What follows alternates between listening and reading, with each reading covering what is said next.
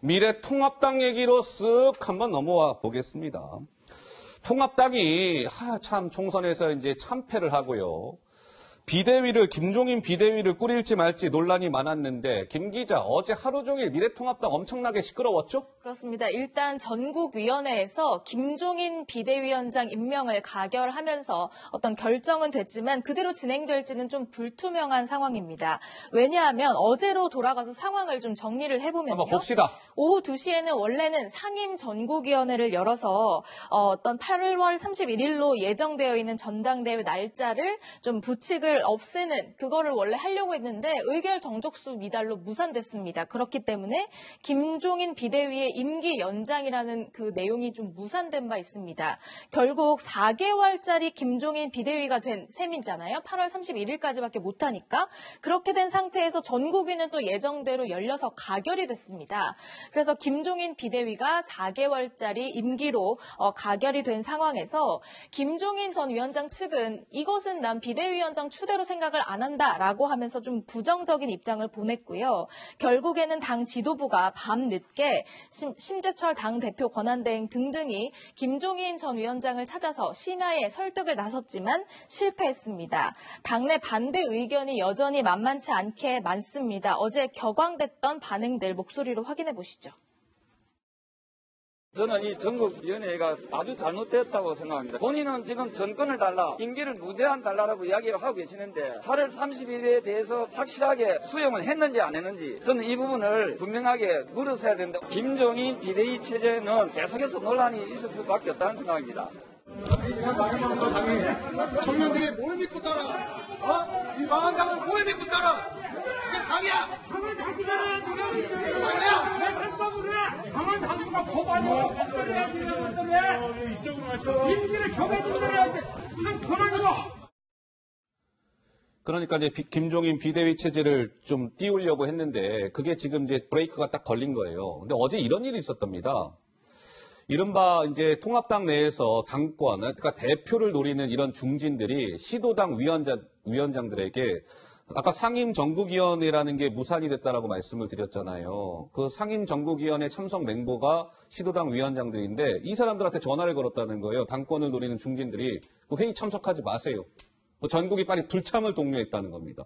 그래서 어제 실제로 상임 전국위가 의결 정족수가 안 돼가 미달돼갖고 회의 못 연 거 아니겠습니까? 통합당 안팎에서는 아이쿠야 당권 장악에 혈안이 된 중진들과 대선 욕심내는 일부 인사가 당을 아예 그냥 저 깊은 바다에 빠뜨려버렸습니다. 가뜩이나 지금 헉헉대는데 뭐 이런 거죠. 콩가루 정당이 더 밑바닥으로 추락하고 있습니다. 우리 조대원 평론가 한 말씀 듣고 가야 되겠네요. 예. 사실 지금 집권 여당이 오거돈, 양정숙 이런 사건이 계속 터지면서 국민들이 사실은 집권 여당에 분노해야 되는데 그 모든 것들을 미래통합당이 저렇게 나오면서 그걸 다 빨아들여 버려요. 허허. 예, 이미 총선 때도 보셨지 않습니까? 지금 집권 여당이 이렇게 참 부정부패하고 잘못한 거 있고 파렴치하고 이런 사람들인데 국민들은 판단을 어떻게 내렸냐면 그 파렴치한 사람들보다 니들이 더 못난 사람들이다. 이렇게 국민들이 심판하신 거 아닙니까?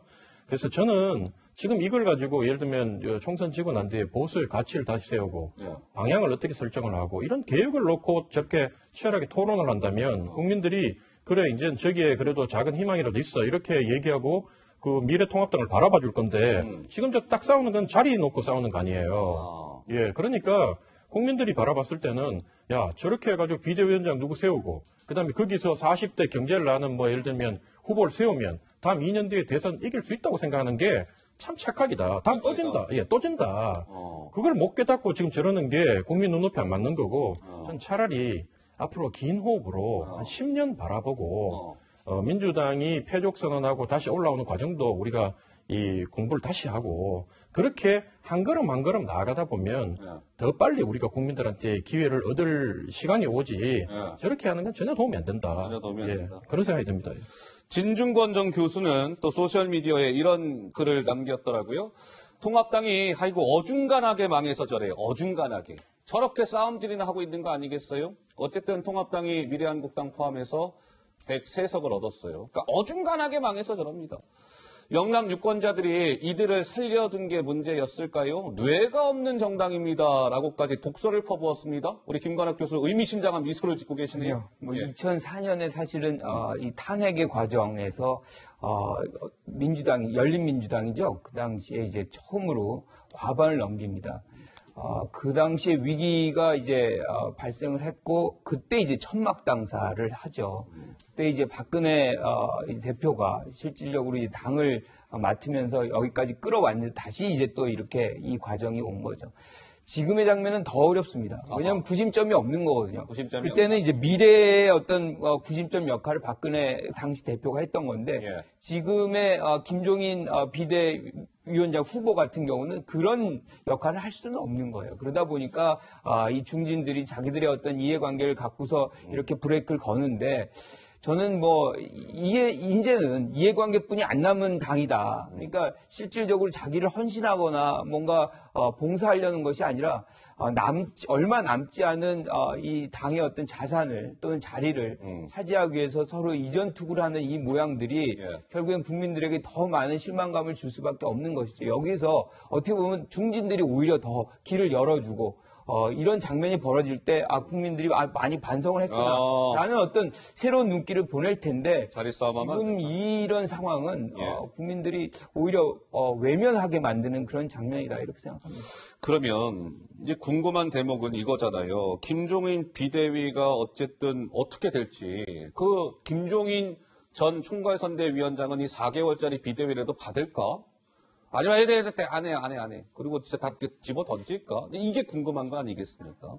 자, 김 기자, 김종인 전 위원장의 입장이 좀 나왔습니까? 어제 사실은 김종인 전 위원장의 수락을 얻어내기 위해서 당 지도부가 찾아갔었잖아요. 그런데 수락을 얻어냈는지 아닌지 속 시원한 대답을 내놓지 않고 있습니다. 어제 상황과 오늘 김종인 전 위원장의 반응까지 함께 묶어서 들어보시죠.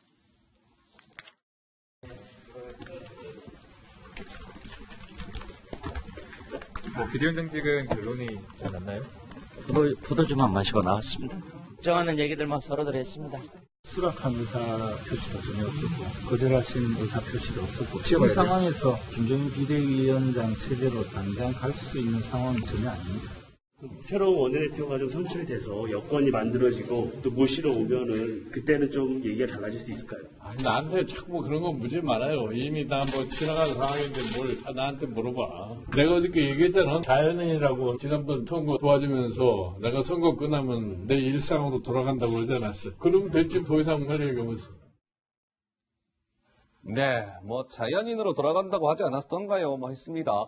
근데 우리 이종건 평론가 보시기에는 그러면 좀 김종인 비대위가 어쨌든 출범을 하게 될 것 같습니까? 어떻습니까? 출범할 가능성이 아직은 남아있다. 아직은 남아있다? 예, 아직은 남아있다고 봅니다. 왜냐하면 김종인 비대위원장의 선대위원장의 화법을 한번 보자고요. 화법? 나는 안 하겠다라는 소리는 한 번도 한 적이 없습니다. 예. 어저께도 김종인 선대위원장 측이 뭐라고 그랬냐면 이건 추대가 아니다라고 얘기했어요. 예. 이 비대위에서 이제 정부에서 가결된 이후에 그러니까 추대가 아니다라고 얘기했지 나는 비대위원장은 안 하겠다라고 얘기한 적은 없거든요.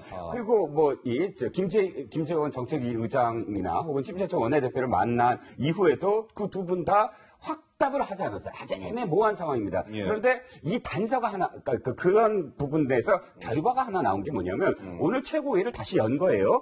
그래갖고 쟁점이 됐던 게 뭐냐면 예. 상임정국에서 무산된 게 바로 임기에 대한 문제거든요. 예. 8월 말까지 전대를 해야 되기 때문에 8월 말까지밖에 임기가 안 남은 상황이에요. 예. 근데 오늘 최고위에서 결정을 본 게 뭐냐면 상임 정국위를 다시 열겠다. 그래갖고 예. 8월 31일을 없애는 게 아니라 1년간 할 수 있게 임기를 연장시키는. 그러니까 비대위원장은 1년 할 수 있게 해주는 네네. 거를. 임기를 연장해주는 그 안을 다시 한번 상정하겠다 하고 소집을 했어요. 다음 달 6일 날 소집이 된 겁니다, 그러면.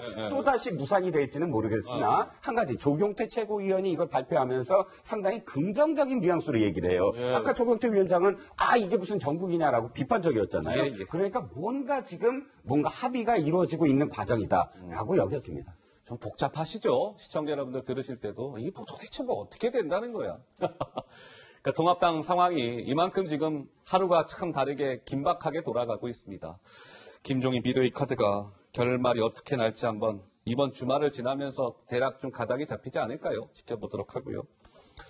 자, 이런 가운데 미래통합당이 어제요 당선자 총회라는 걸 열었습니다. 이번 20대 총선에서 21대 총선이죠. 21대 총선에서 당선된 사람들이 총회라는 걸 가졌어요. 여기에서 이런 풍경이 연출됐습니다. 잠깐 보시죠. 초선 당선자분들의 간단한 행사가 있겠습니다. 선배님들과 함께 당을 재건하는데 선배님들로부터 이제 정치를 하나하나 배우면서 많은 선배 의원님들 정식으로 따라서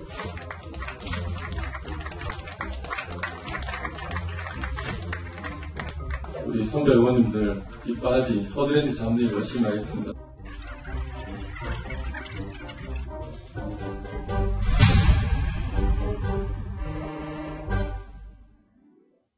그러니까 당선자 총회에서 이번 총선에서 처음으로 당수 배지를 단 초선 의원들이 이제 당내 뭐 재선, 3선, 4선 이런 이제 선배들한테 인사를 하는 장면을 보셨어요. 그러니까 일각에서 비판이 나왔습니다. 지금 통합당이요 다선 의원들이 초선 의원들 앞에 세워놓고 지금 인사받을 때입니까? 이런 좀 비판이 나왔습니다. 이런 기자들의 질문에 이번에 3선에 성공을 한 미래통합당 김태흠 의원은 이렇게 기자에게 답했습니다. 그 목소리도 준비되어 있습니다. 들어보시죠. 초선 의원들만 인사를 시키던데 거기에 대해서 적절치 않다 이런 목소리도 있는 거죠. 그건 뭐 초선들이기 때문에 재선, 3선 시간이 없기 때문에 뭐 초선들만 인사를 시켰겠죠. 헌법기관이잖아요. 네. 근데 이제 헌법기 상호간의 인사는 몰라도 초선만 인사시키는 게 과연 지역 국민들에게 적절한 건가? 여러분들이 안 내놓으면 지역 국민들이 못 보자. 그 문제는 그 뭐 내부적인 문제 아니겠습니까? 이상입니다. 네, 김태흠 의원 목소리까지 들었습니다. 우리 조대원 평론가 한 말씀 듣죠. 예, 김태흠 의원이 여러분이 안 내면 지역 국민들이 못 본다 그러는데 기사 안 쓰면 예, 아직도 기본적으로 미래통합당에는 언론 탓하고 환경 탓하고 심지어 국민 탓하는 그 마음 자세가 그대로 아직 담겨 있는 것 같고 사실 초선 의원들이 젊은 분들이 저렇게 당선됐는데 국민들이 정말 원하는 모습은 덕담하고 웃는 모습이 아니라 국회의원이니까 카메라가 들어갔으니까 국민들을 향한 또 메시지도 나와야 될 거 아닙니까? 예. 그럼 우리가 정말로 철저히 실패했고 우리 초선이라도 젊은 우리라도 정말 당에 때로는 쓴소리를 하면서 국민 바라보고 똑바로 하겠다. 반성의 목소리, 다짐의 목소리, 이런 용기 있는 목소리가 좀 나올 줄 알았는데 뻔한 목소리, 자축하는 목소리를 통해서 이 사실은 그 국민들도 실망하고 당원들도 진짜 미래가 있냐, 앞으로라도 좀 좋아질 가능성이 있냐 이렇게 한탄하지 않겠냐. 저는 그런 생각이 듭니다. 예. 알겠습니다. 자, 미래통합당 얘기까지 봤습니다. 저희가 준비한 이제 마지막 주제가 될 것 같습니다. 화면으로 준비되어 있습니다. 만나보시죠.